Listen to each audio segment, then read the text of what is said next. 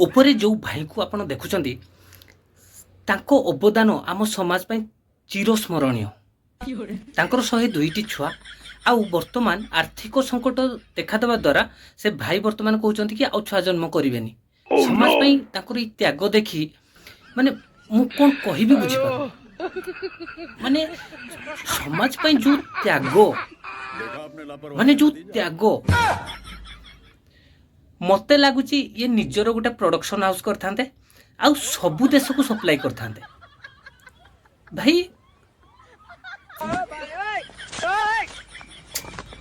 ध्रुत राष्ट्र को रेकर्ड भांगी भाई आज आगे जो इच्छा शक्ति रे जो लक्ष्य रखी से आगु को बढ़ी माने एबे भी इच्छा भांगिनी आउ अच्छी किंतु जेहेतु कि किछि पारिवारिक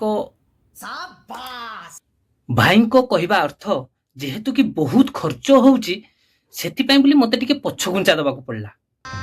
गजब माने बेइज्जती है। इच्छा शक्ति हार मानिनी भाई किंतु परिस्थिति आर्थिक संकट क्या बोलूं मैं इस पे? ये जो कारण रु भाई को पछ गुंचा दबा को पड़ी। मैं गाली नहीं दे सकता। कौन कहबी कौन अरे बड़े खतरनाक लोग हैं।